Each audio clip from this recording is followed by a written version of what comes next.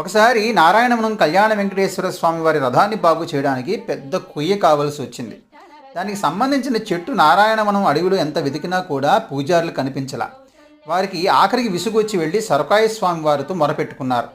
అప్పుడు స్వామివారు ఈసారి అది నారాయణవనంలోనే దొరుకుతుందని చిన్న గుర్తు చెప్పారు. ఆ గుర్తుపట్టి వెళ్ళి చూస్తే అంతకుముందు ఎన్నిసార్లు వెతికినా కనిపించిన చెట్టు ఈసారి కనిపించడంతో అంతా స్వామి మహిమేనని చెప్పి అర్చకులకు అర్థమైంది. అలాగే ఆ చెక్కతోనే స్వామివారి బ్రహ్మాండమైన రథాన్ని తయారు చేశారు. అలాగే ఒకసారి సొరకాయ స్వామివారు కుప్పం గ్రామంలో ఉండగా మధ్యాహ్నమైన వంట చేసుకోవడానికి చిన్న మట్టి పాత్ర కూడా దొరకదు.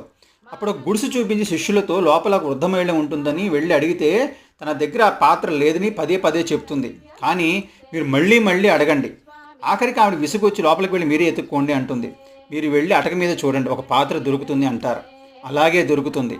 ఆ ఇంట్లో పాత్ర ఉందని ఆ మహిళకు తెలియదు, కానీ స్వామివారికి ఎలా తెలిసింది?